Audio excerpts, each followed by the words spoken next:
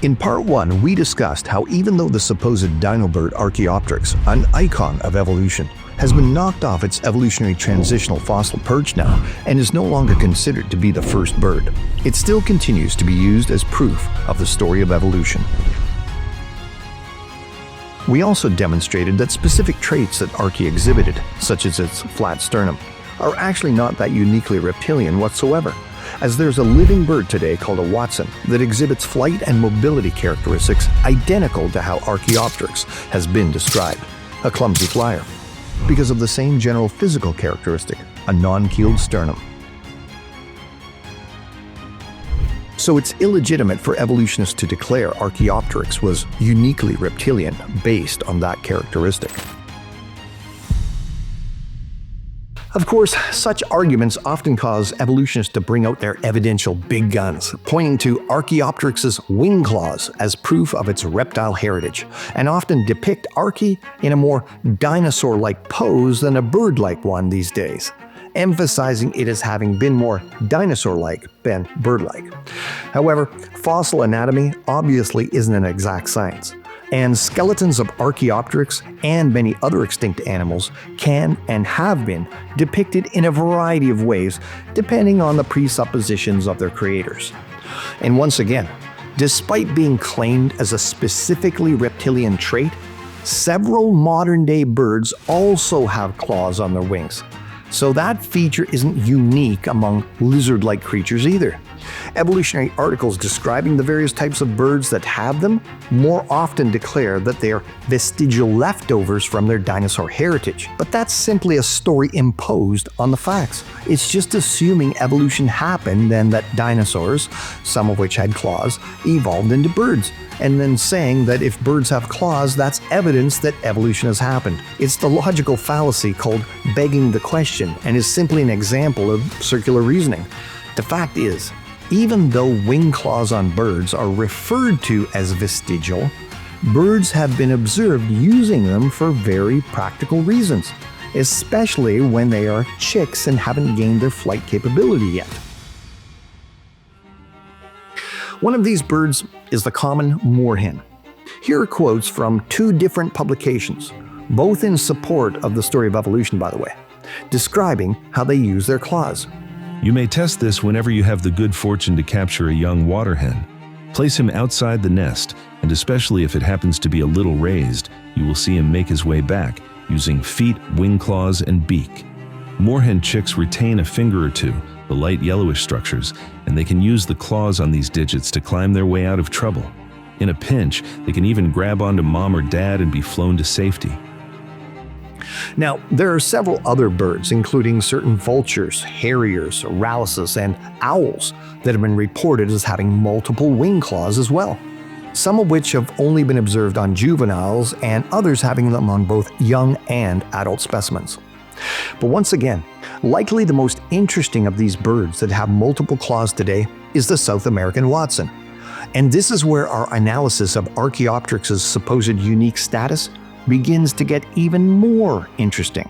You see, young Hoatzins utilize their claws quite frequently as juveniles.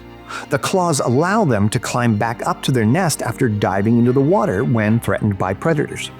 Their nests typically overhang water for this purpose. And watching a video of them climbing a 45-degree incline, which is publicly available on the Scientist YouTube channel, is quite astonishing. And you can see how their wing claws could be vital to their survival at this pre-flight stage of development. Indeed, the well-known ornithologist and evolution-believing comparative anatomist W.P. Pycraft described why these claws are important in young Hoatzin in his book, Birds of Flight. So long as these youngsters can only scramble about, they are in constant jeopardy. A wing surface at least big enough to break the force of a fall is an urgent necessity.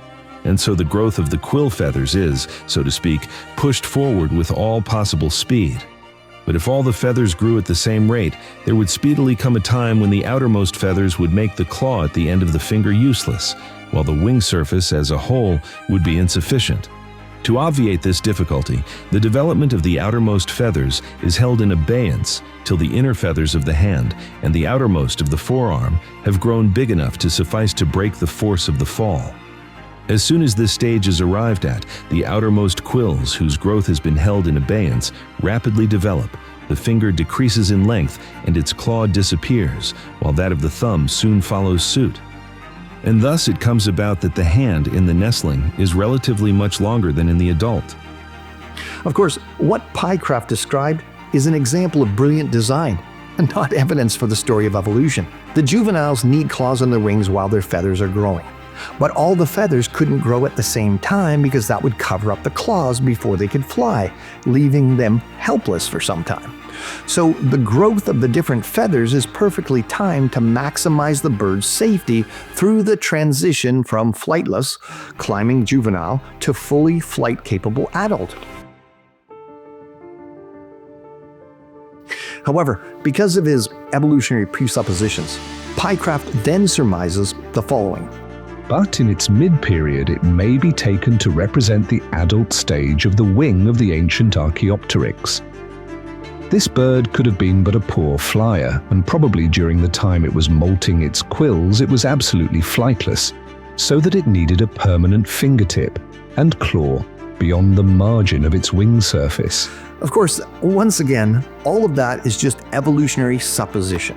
And contrary to Pycraft's musings that having claws would represent the adult stage of the wing of the ancient Archaeopteryx, what's very interesting is that the Archaeopteryx fossils that have been found are all young. The Berlin specimen of Archaeopteryx, which, like all known near-complete specimens, is considered as juvenile. Now that is extremely significant when you consider it carefully, as this is confirmed by multiple evolutionary studies. Archaeopteryx specimens are often considered to be juveniles. All known Archaeopteryx are young individuals spanning a developmentally very limited range. And this is a key piece of evidence that's critical to what I alluded to earlier. Think about it. Archaeopteryx has been touted as unique because of its claws on its wings.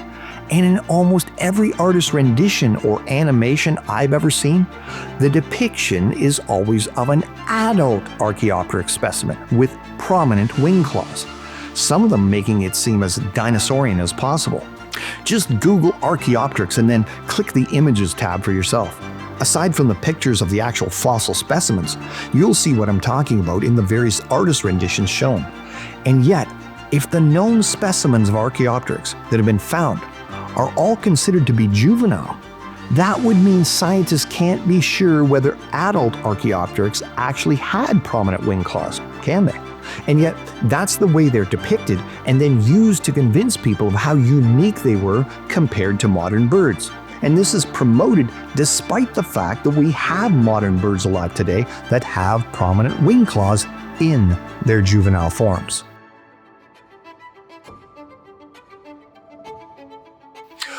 Also of interest is that all were found in the Solnhofen limestone formation in Bavaria, Germany, starting in 1861. Indeed, a 2009 article pointed out that in all, 10 Archaeopteryx skeletons have been discovered, all in quarries in Bavaria, southeast Germany, within a radius of about 15 miles.